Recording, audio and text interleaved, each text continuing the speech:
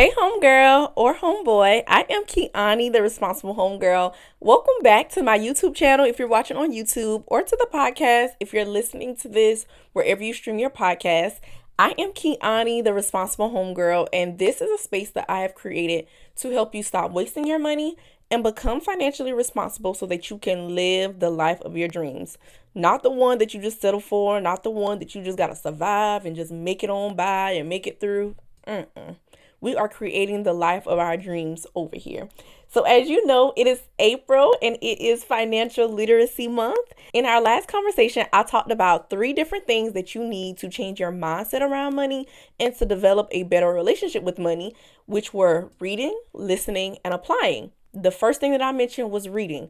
Why reading? Because reading allows you to get exposed to different concepts, different topics, different things that you probably did not know about financial literacy. Now, if you don't like to read, baby, you need to learn. Learn to like it.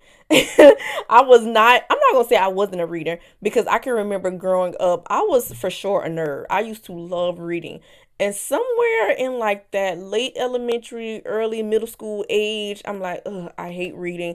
I only read because they made me read in school. And then boom, fast forward to my senior year of college, here I am facing eviction. And now I have fell back in love with reading because I have hit my head against the wall. I've gotten this apartment that my mama told me not to get. Now I'm facing eviction and I got to figure out how I'm going to get myself out of this situation without my stuff being outside of these people though. Okay? So from that, I started reading different personal finance books. And if you can see, if you're watching on YouTube, I'm pretty sure you can see this list of books, or this stack of books beside me, that I have read that has changed and transformed my mindset around money, that I want to share with you, especially because it is Financial Literacy Month. And if you don't do anything, I just want to encourage you to pick up at least one of these books. Listen to them if you're more of an audio girly, audio boy, or if you want to just buy them from the bookstore, buy them from Amazon, wherever, so that you can read these books and start your journey of personal finance, or start your personal finance journey. How many times have you said, I make good money, but I don't know where in the world my money is going?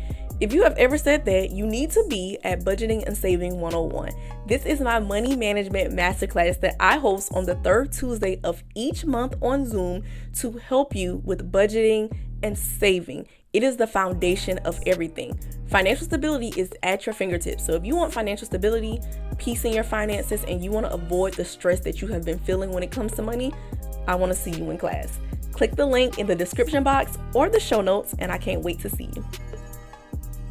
So the first book I want to talk about is the book that completely changed my life. It was one of the first books that I read on my journey, and it is Rich Dad Poor Dad. As you can see, all of the stickies, and if you go through it, it's all highlighted and everything. This book is written by Robert Kiyosaki, and it is Rich Dad Poor Dad: What the Rich Teach Their Kids About Money That the Poor and Middle Class Do Not.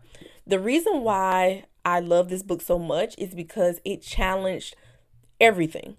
It challenged going to school. It challenged degrees. It challenged why we work for money.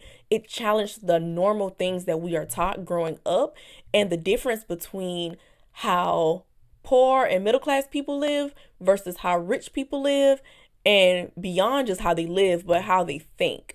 And this book challenged me to change my way of thinking, because when you're reading, you can reject what the author is saying. You don't have to just submit to what they're saying or even agree with it, with what they're saying. Sometimes I read stuff and I'm like, I don't agree with what they wrote, and that's okay.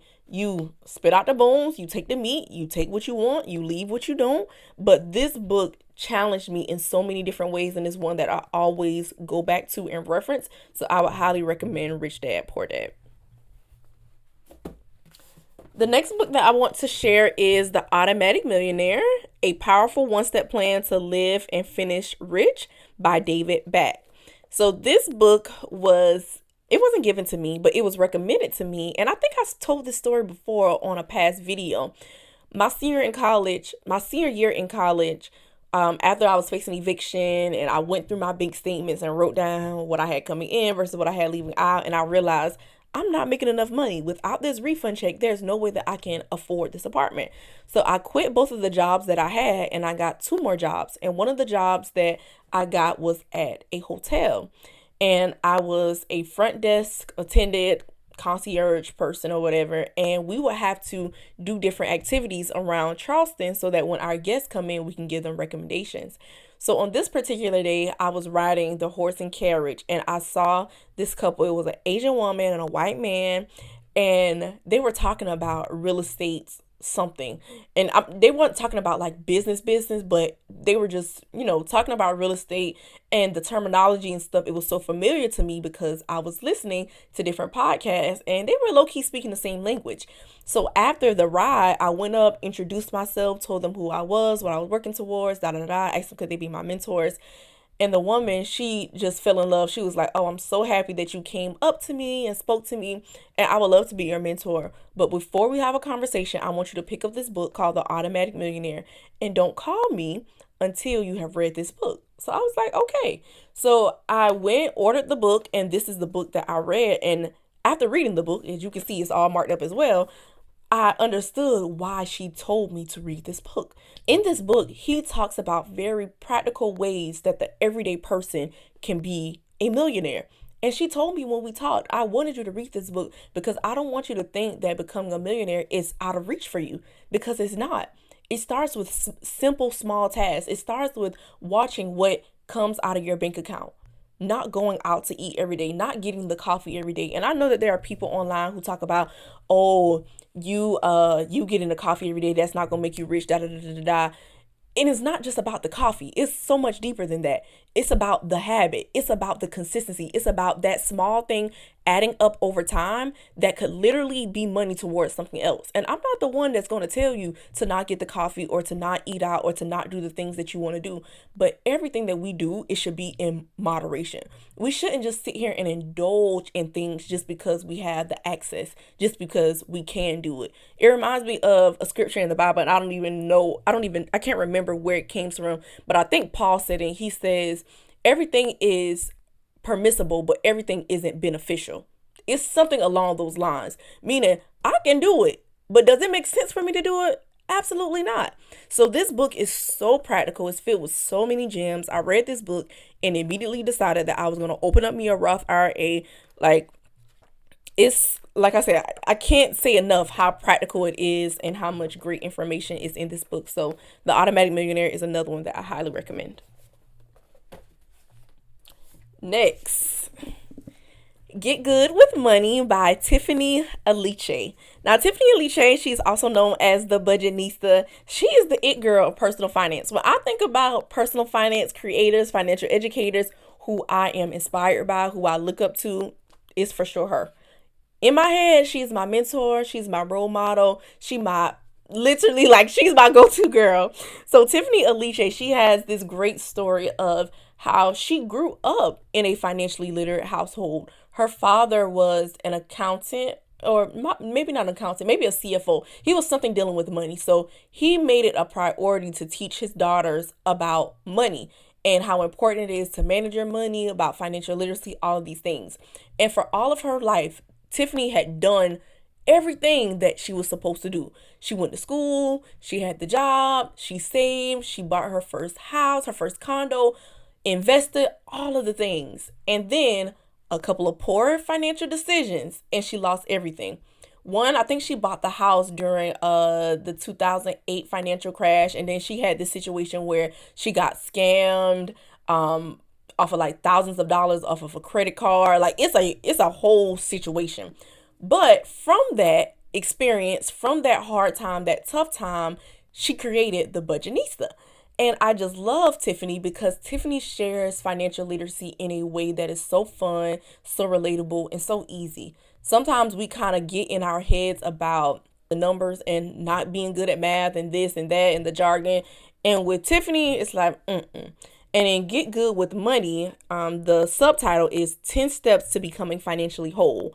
This book, she is speaking from a lens of she had got to a place in her life where she was rich, she was wealthy, but she wasn't financially whole. So she talks about these 10 different things that makes up your whole financial picture and brings you through what you need to work on. And for the sake of this video, I want to go through the 10 steps of financial wholeness because I really do believe that it's a game changer.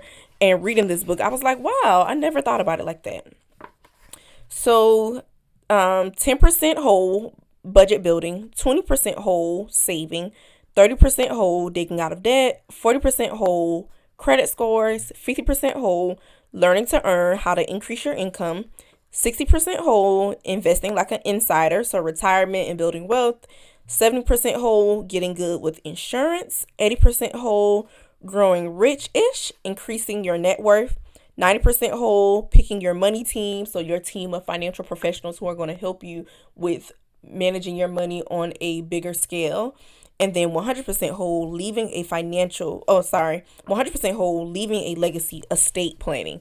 So this book encompasses what it looks like to be financially whole. So not just focusing on budgeting, saving, debt, credit scores, what else we talk about, all of the typical things that we talk about, but looking at your finances from a whole picture. So Get Good with Money by Tiffany Aliche. Next, You Are a Bad A at Making Money. Master the Mindset of Wealth by Jen Sincero. So I love this book because this book challenges your mindset, your thoughts about monies, your thoughts about monies, your thought about money, your thoughts about money, your belief about money. This idea that you have to play small, this idea that you gotta just settle. When I read this book and I learn from her story, Jen, she didn't start making money for real until she was in her 40s. And the only reason why she started making money for real is because she got sick and tired of being broke. Basically settling for the life that life was giving her instead of creating the life that she desired and actually going after and pursuing what she wanted. So she talks about her whole journey of shifting her mindset and investing in coaches and doing the money affirmations and really changing her conditioning because she had about 40 something years of believing a certain thing about money.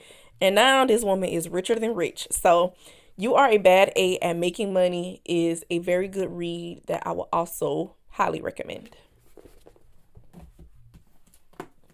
Next, we have Think and Grow Rich, A Black Choice by Dennis Kimbro and Napoleon Hill. So this book was written by Dennis Kimbro and it was inspired by Napoleon Hill's book, Think and Grow Rich.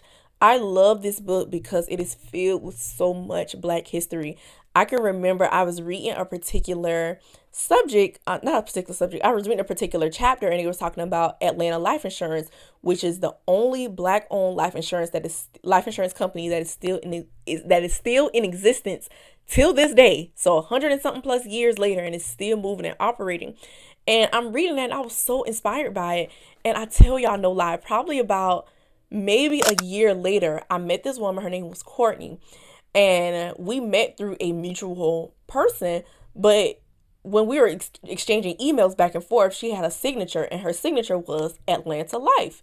And I was like, Atlanta Life? I know about Atlanta Life from somewhere. And then it hit me. The book, Think and Grow Rich. So, of course, when we met in person, I told her how excited I was because she was working for a company. She's the vice president of a company that's filled with so much history. And this is the company that I partnered with when I went to speak to a group of elementary students last year in Detroit about money management, budgeting, financial literacy, all of that good stuff. So this book is filled with so much rich history, and it is so inspiring to see what our ancestors did with way less than what we have. Less access to resources. They didn't have the dang on internet, no chat GPT, probably didn't even have all of the funds that we have access to now. So just to see these stories and on a deeper level, not think about money from, oh, I gotta do, but no, who do you have to become? What do you have to think? What do you have to, like I say, just become? We are so focused on the having that we don't pay enough attention to the being. It's be, do, then have. Meaning your being, your feeling, your thinking, your thoughts, your beliefs. All of that fuels what you do. And then what you do, how you take action, how you execute. All of that fuels what you have. So it's a process and an order to it all. And I got the first steps of knowing about this and, of course, learning so much history in this book. So Think and Grow Rich, A Black Choice. Hey, homegirl or homeboy, I know you are enjoying this conversation, but I wanted to hop in to tell you about Budgeting and Saving 101. This is a money management masterclass that I host on the third Tuesday at 7 p.m. every single month to help you build a solid financial foundation. Financial stability is at your fingertips, and whatever you want to achieve financially, it starts with budgeting and saving. So the peace you want in your finances, the joy you want around your finances, the stress that you want to avoid, all of that starts with budgeting. So I hope that I see you in Budgeting and Saving 101, a money management masterclass. Click the link in the description box or the show notes so that you can register today. Next is Acting Up by Janice Bryant Howroyd. I love this woman. She is the owner of Act One, which is a billion-dollar company. Okay. So this woman knows exactly what she's talking about. She started this company, I want to say in the I don't know. I want to say either the 1970s, 80s, 90s. It was something like that. It wasn't that long ago that she started this company. But in this book, the subtitle, it says Winning in Business and Life Using Down Home Wisdom.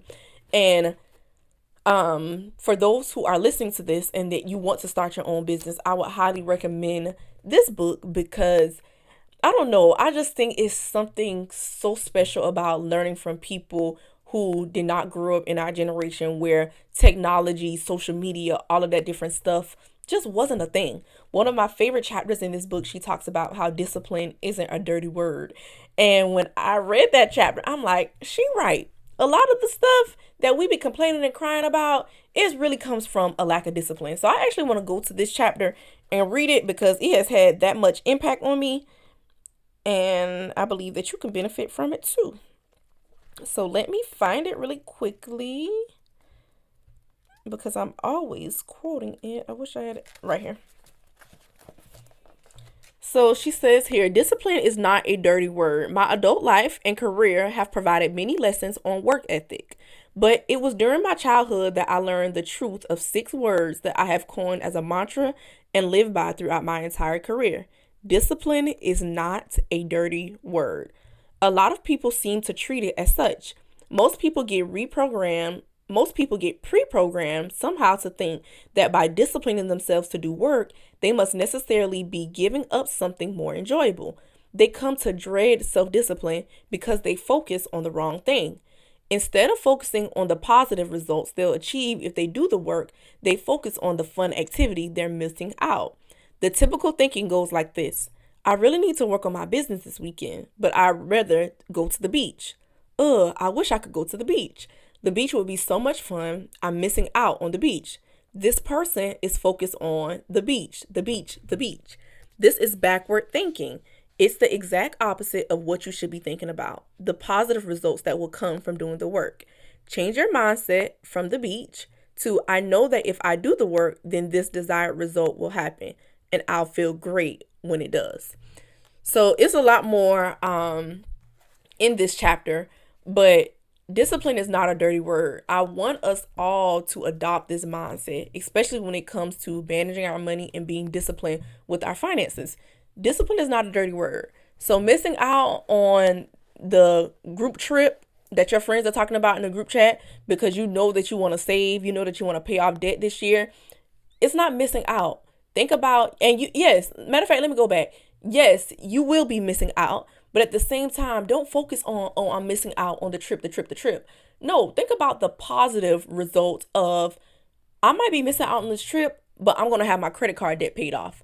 Or I might be missing out on this trip, but at least I'll have my emergency fund funded. So when something happens, I'm not tripping. It might be inconveniencing, but I'm not tripping about it because I have the money and I'm not in this cycle of debt because I have not financially prepared.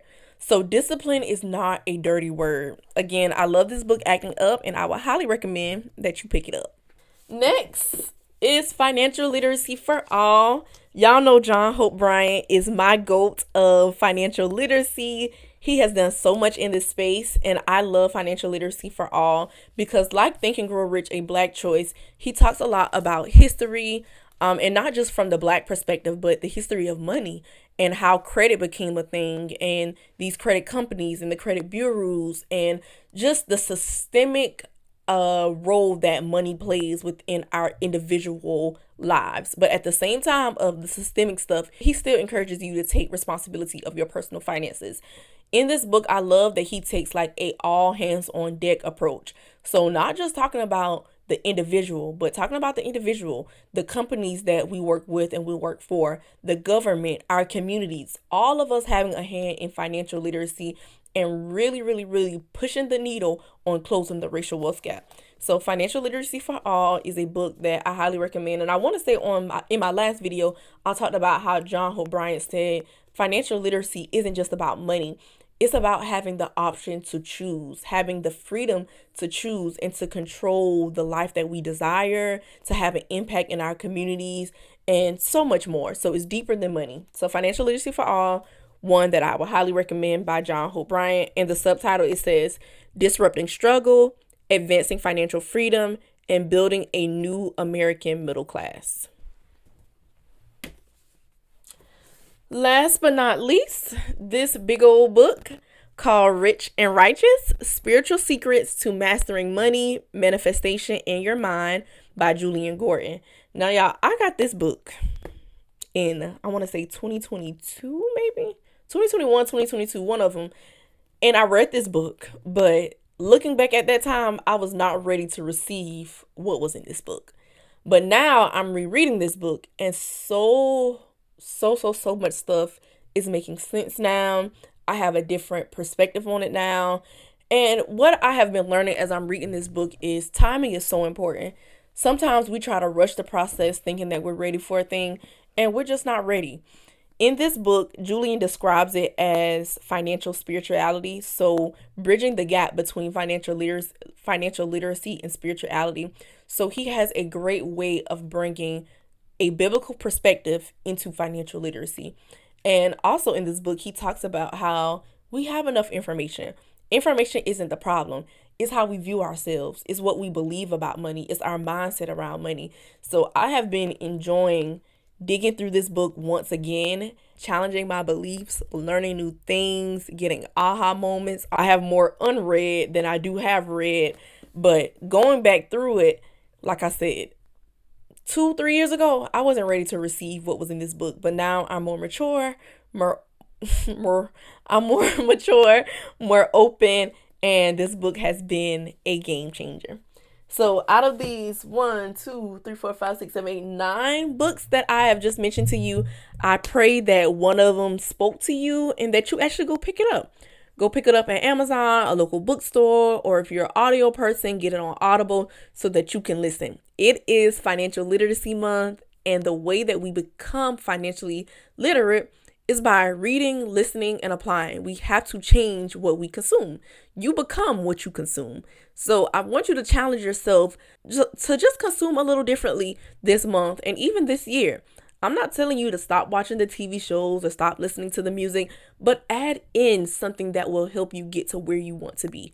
And if you have financial goals that you want to reach, if you have an income goal that you want to reach, if you just want to have a better relationship with money, you can't continue to do the same old things. So remember, you become what you consume, and with exposure, execution, and consistency, there is nothing you can't do.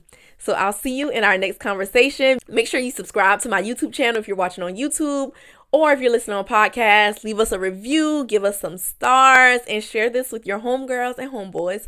And I'll see you in the next one. Bye-bye.